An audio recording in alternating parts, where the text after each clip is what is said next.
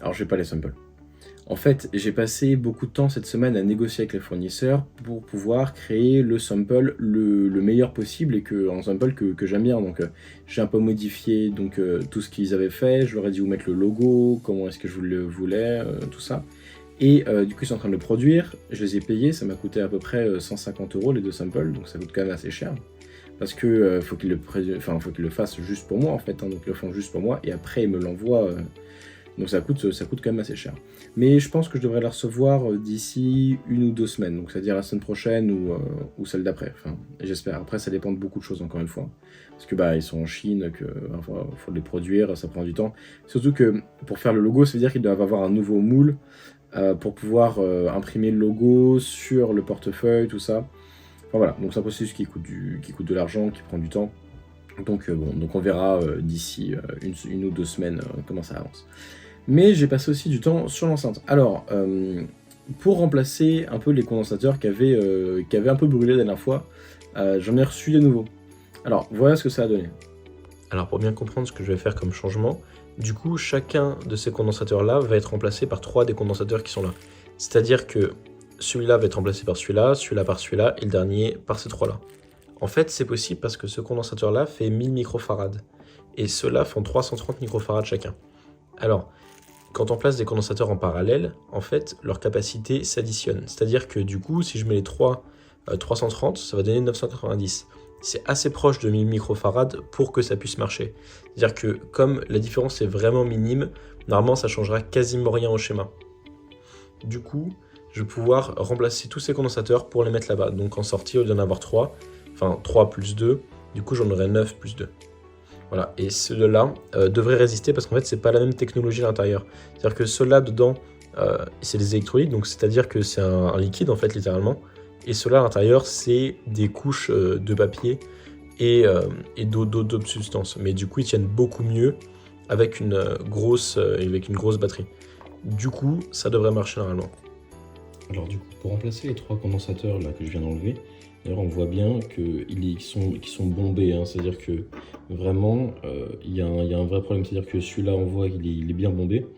Et si on regarde aussi celui qui n'avait pas trop pris, lui c'est normal, c'est-à-dire que vraiment normal, il n'y a quasiment aucune différence, mais bombé, enfin voilà, donc ceux-là ils ont bien pris beaucoup trop de courant. Du coup pour remplacer tout ça, donc j'ai fait ce petit montage. Alors effectivement là il est plutôt très moche parce que c'est juste pour attendre, pour voir si ça marche. Donc j'ai les 9 condensateurs qui vont remplacer donc, les 3 autres. Et j'ai fait juste un petit montage rapide pour que je puisse brancher ça, que je puisse essayer pour voir si ça marche. Voilà, donc j'ai pu brancher ces câbles-là sur la plaque. Et si on voit ici, là j'ai rajouté de la colle, avec simplement un pistolet à colle, pour que je puisse bien isoler les câbles, parce qu'ils ne rentrent pas dans les petits trous qui normalement servent pour les condensateurs quand ils sont posés directement. Du coup, comme ils dépassaient un peu, j'ai mis de la colle pour éviter qu'ils se touchent et qu'ils fassent des courts-circuits. Donc j'ai un peu tout collé avec le pistolet à colle. C'est vraiment pas très beau, mais c'est pas important, parce que de toute façon, tout ça changera à la semaine prochaine. Voilà, donc j'ai pas encore eu le temps de tester tout ça, mais je vais pouvoir essayer de le faire peut-être ce soir ou un peu plus tard dans la semaine, on va voir ça. Mais c'est vrai que c'est plus compliqué que ce que je pensais à entremêler mon activité professionnelle avec mon stage que j'ai en même temps, qui du coup me prend beaucoup de temps dans la journée, parce que je rentre chez moi de 19h. Et aussi, bah, finalement, juste me reposer, enfin aller voir des potes, pouvoir sortir, aller dans un bar, tout ça. Donc voilà, donc je pensais vraiment que ça allait être un peu plus simple que ça, mais enfin voilà, le truc c'est que je sais qu'il faut que je tienne. Et c'est aussi plus difficile de se dire que finalement, même pour l'enceinte, tous les composants, je pourrais juste l'acheter tout fait et pas le faire à la main. Mais c'était ça aussi un peu le challenge, c'était d'arriver à tout faire moi-même et pas juste d'acheter un truc tout fait. Mais c'est difficile de pas tomber dans la facilité quand il y a autant de problèmes que ça, qu'à chaque fois que je fais des manips, enfin voilà, donc ça marche pas forcément du premier coup, c'est assez difficile, ça demande beaucoup de temps, ça demande des ressources aussi parce que ça demande de l'argent, enfin, c'est-à-dire qu'à chaque fois que je rate, enfin voilà, là les condensateurs, j'en ai eu pour à peu près 30 €. Du coup, c'est pas si facile de arriver à faire un truc soi-même et de pas juste tomber dans la facilité pour acheter quelque chose de tout fait et juste finalement voilà, tout faire comme ça. Effectivement, j'aurais pu faire ça, acheter juste un petit amplificateur de 500 watts et pouvoir faire tout ça, mais il n'y a pas le challenge qui est intéressant de pouvoir monter son truc soi-même. Et surtout, si je vais pouvoir la commercialiser derrière, enfin, je peux pas vraiment utiliser quelque chose qui a déjà été créé parce que c'est pas moi qui l'ai fait.